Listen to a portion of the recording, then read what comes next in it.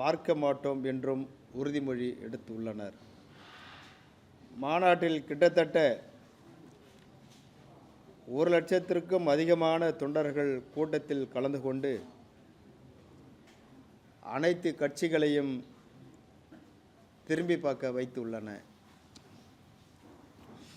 நாடாளுமன்ற தேர்தலில் அதிமுக தலைமையிலான கூட்டணியில் புரட்சி பாரதம் கட்சி முன்னிலையில் வகிக்கிறது என கூட்டத்தில் கலந்து கொண்டு சிறப்புரையாற்றிய முன்னாள் முதலமைச்சரும் எதிர்க்கட்சி தலைவருமான மாண்புமிகு அண்ணன் இபிஎஸ் அவர்கள் தெரிவித்திருக்கிறார்.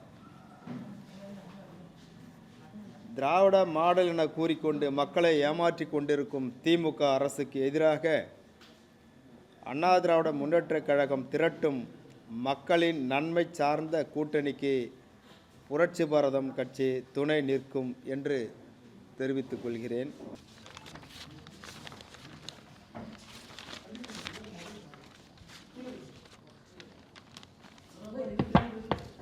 தமிழகத்தில் இருந்தும் மற்ற மாநிலங்களிலிருந்தும் கொடுக்கின்ற வரி பணத்தை பாஜக ஆளுகின்ற மாநிலங்களுக்கும் குறிப்பாக உத்தரப்பிரதேசத்திற்கும்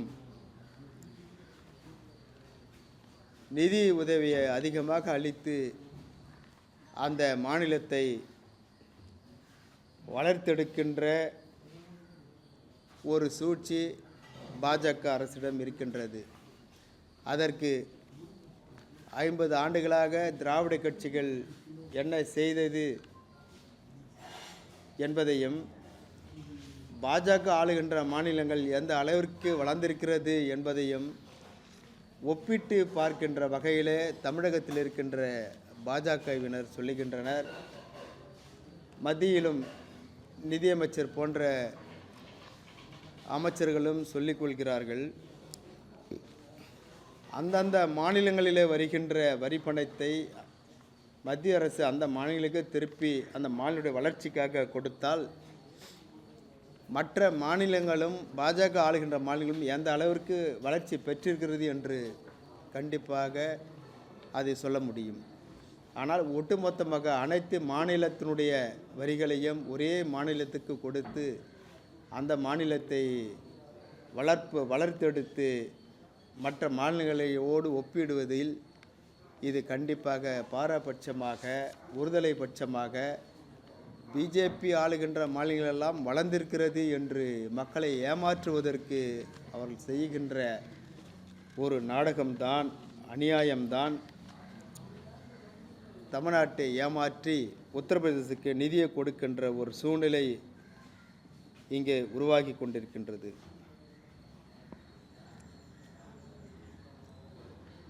கடைசியாக சேலம் மாவட்டத்தில்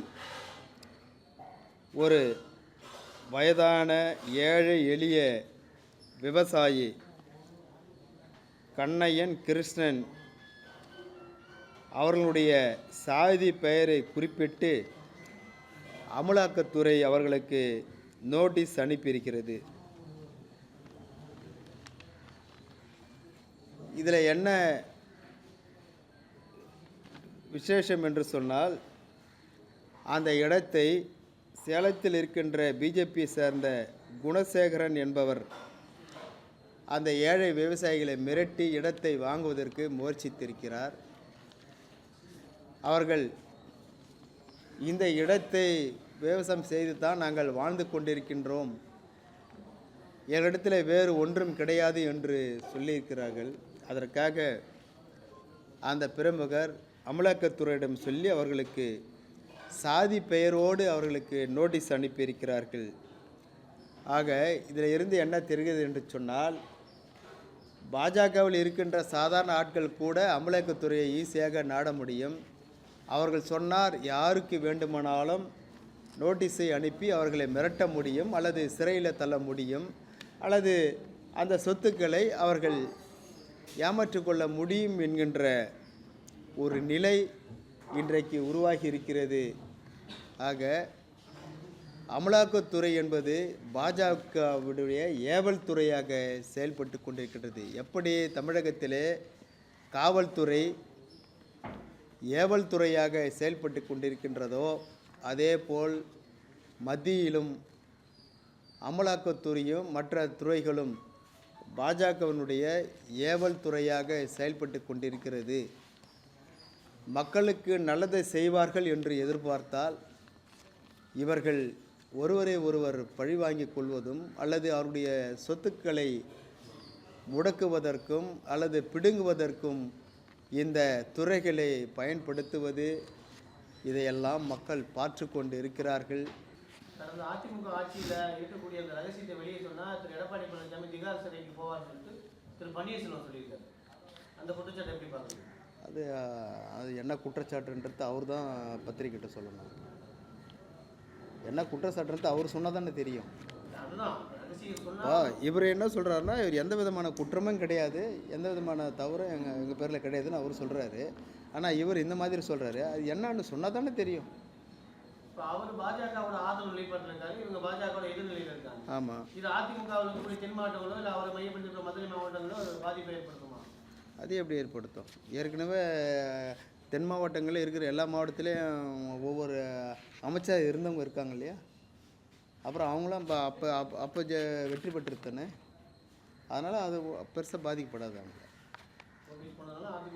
பெருசாக பாதிப்பில்லை. அதாவது அவங்க 30,000 ஓட்டில் ஜெயிச்சவங்க 20,000 ஓட்டில் ஜெயிக்க போகிறாங்க, அவ்வளோதான்.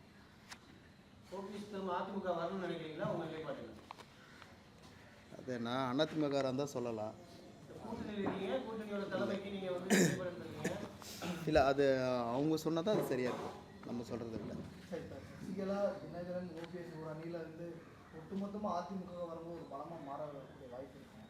இல்லை, மாறினா அதிமுகவுக்கு ஒரு பலம்தான். மாறினால் அதிமுக கூட இணைந்தால் அதிமுகவுக்கு ஒரு பலம்தான். அது அதிமுகவுடைய பொதுச் செயலாளர் தான், அந்த கட்சி தான் முடிவெடுக்கணும். அது தெரியல, அது நம்ம எப்படி யாரோட சொல்ல முடியும்? வந்தால் நல்லா தான் இருக்கும்.